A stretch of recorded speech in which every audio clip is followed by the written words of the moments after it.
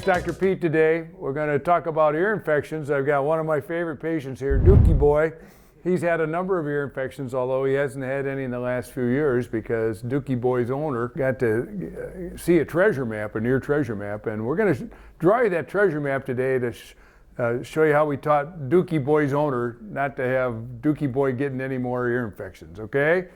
Okay, so I draw this for clients all the time, and I think when I draw it for them, it's probably the easiest way for them to get an idea of why everything happens. Okay, so this is Dookie Boy's ear canal, okay? Inside of Dookie Boy's ear canal are all these fruminous glands, okay? They're actually technically called apocrine glands, but the specific kind is ceruminous glands. So what happens here, these glands all line the ear canal. Everybody's pretty familiar with this because, quite frankly, what you're going to really see on a regular basis when you clean your ears or do anything with your ears, the stuff that comes out is earwax. So this is just earwax, producers of earwax. So what happens when you eat the wrong foods, typically, sometimes what you're going to get with this is a cytokine release. Cytokine is an inflammatory protein. So when you eat the wrong food, there's a cytokine. This is all doctor writing, so I'm sure you probably can't read it. But the wrong food ends up with the cytokine being released. The cytokines affect the ear. So what that does is these cytokines, and we're not really sure which particular cytokine this is. We know it's not the same one we get with flea allergies and things like that. But what happens is here, the ear gets excited, so in an attempt to protect itself, the ear produces too much earwax. So what you do is you get a little pool of earwax.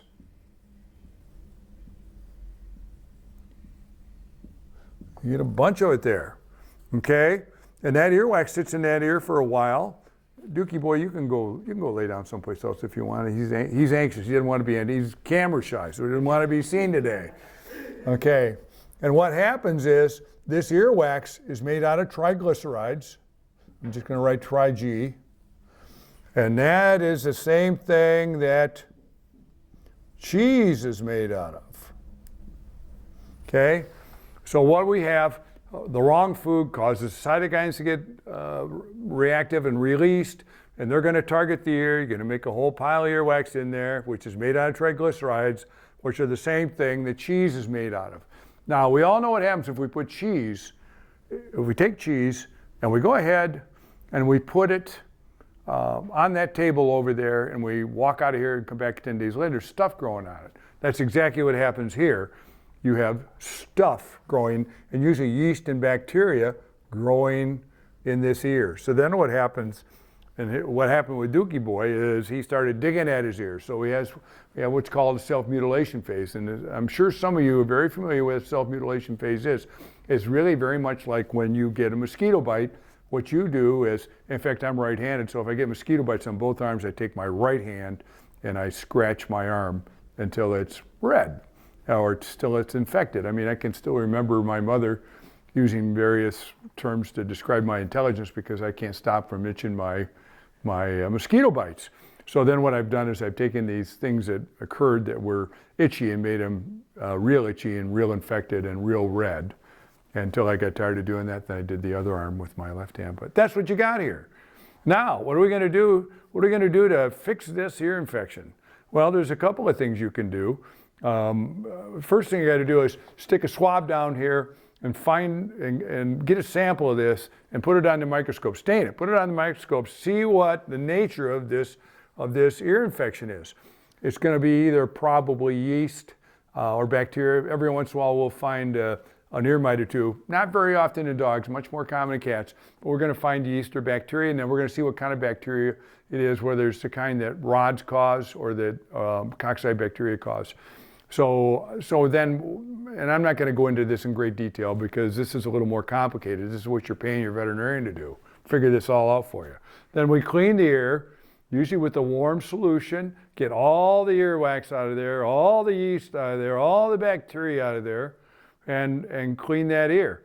Then generally, we give them an injection of steroids. That's usually what I do. Not everybody does that. It's what we do. The injection of steroids stop this cytokine from being released because you're eating the wrong food. Okay? Now, I'm going to erase all this, and I'm going to show you the second part of the ear treasure map. Okay? So I got to look at the clients, just like I'm looking at you today and saying, okay, if you got a good memory, you're going to have to remember 9 letters. Okay? H-O-H, BMW, like the German car, and ABC. Okay? And you're probably wondering, what does that have to do with an ear infection? Well, I'm going to tell you right now. This is how you fix your ear infection. H-O-H stands for water. 0% of the dogs I look at are allergic to water. Absolutely none of them, okay? Number 2 is BMW. What does BMW stand for? Not the German car. Actually, I think it stands for Bavarian Motor Works if you're in the automotive business. But in the veterinary business, it stands for no beef, no milk, no wheat, okay? That's what your food is supposed to be. That's your food. No BMW, no beef, no milk, no wheat in your food. And you got to be careful when you're looking at those labels. Sometimes it says whey protein. That's milk. That's milk protein. So if it says whey protein or milk or cheese or beef or wheat gluten or wheat flour, whatever, you want to avoid those foods that have that. This is the way we're going to fix this, okay? Now, the ABCs. What are the ABCs, okay? Those are the treats. And I let you include treats in what your dog eats because most people aren't going to allow me to do something that removes treats from their diet. And I used to tell people, don't give them this, don't give them that, don't give them this. And you know what I learned? It's a lot easier to do. It's a lot easier to draw what they can do. So now I just have to look at people and go, if they're my friends, they just say, you know what, you're not very good at this, picking out treats. I'm a hell of a lot better than you are picking out treats, so I'm going to pick your treats out for you. If they're really good friends, I tell them they suck at picking treats, but you have to be a really good friend for me to do that. I think that's what I told Dookie Boy's owner, that he sucked at picking out treats. So, and that's what we had to do. So I'm going to make a triangle in the ABCs, okay? At the top of the triangle are apples, okay? That's what the A stands for. The B stands for bananas and beans of green. That's probably the easiest one because you can buy canned green beans, put them in a Tupperware container, and put them in the refrigerator, and then every time you go in the refrigerator to get something that's not good for you, you get to give the dog something that is good for him. So I like green beans, and don't get the salt-free ones, get the ones with salt in it. Unless your dog's in heart failure or something. Use green beans that are green, that have salt in them. You can buy the fresh ones if you want. If that's what your dog wants, knock yourself out. But most of us are going to want to take the easy way out, buying the canned green beans. And listen, it's a little bit like scotch. They'll develop a taste for it over a period of time. Okay, can't have scotch. There's no S up here. So the last line are carrots, cucumbers, and cubes of ice. Now, if you're cheap, that's what you pick, cubes of ice. They're cheap. Cucumbers and carrots are fine. I like baby carrots. People slice cucumbers. Obviously, can't put them in sour cream because that is milk. So that's your triangle right there, okay? This is what's known as an ear treasure map. And I draw these out for clients. And I'm going to take my associates say, well, I should just make a copy of this, but it's a lot more fun if you get, like today, you got to watch me draw this out so you understand what it means. If I just hand you something like this, it's like I don't get what he's trying to tell me. HOH, BMW, ABC.